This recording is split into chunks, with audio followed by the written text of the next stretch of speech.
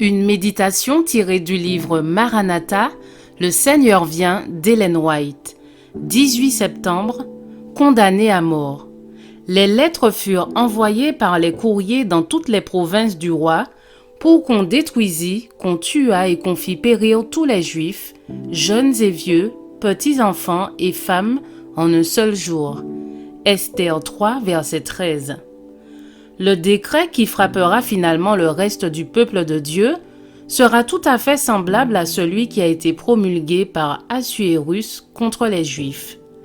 À l'heure où le peuple qui honore la loi de Dieu sera privé de la protection des lois humaines et où approchera le moment fixé par le décret, il se produira simultanément dans différents pays un mouvement en vue de l'extirpation de la secte détestée. Une nuit sera choisie pour porter un coup décisif qui réduira au silence les voix dissidentes et réprobatrices.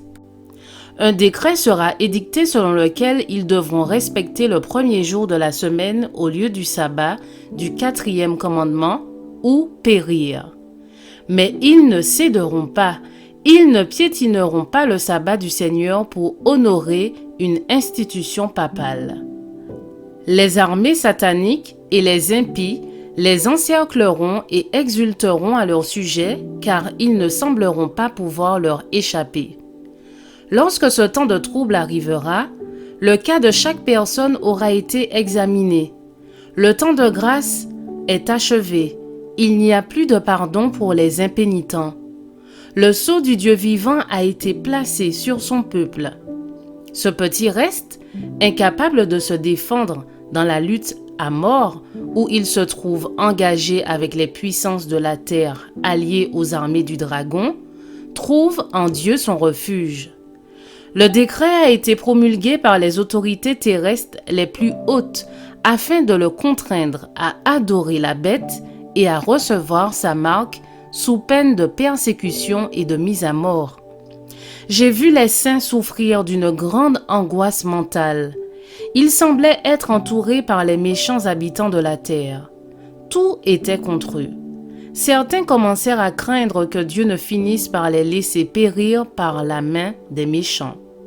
C'était une heure d'angoisse, d'agonie terrible pour les saints. Ils criaient à Dieu jour et nuit pour être délivrés. À vue humaine, il n'y avait pour eux aucun moyen d'échapper. Déjà, les méchants commençaient à triompher. Pourquoi votre Dieu ne vous délivre-t-il pas de nos mains? Pourquoi ne montez-vous pas au ciel pour assurer votre vie? Mais les saints ne tenaient aucun compte de ces paroles. Je vous souhaite une excellente journée. Que Dieu vous bénisse.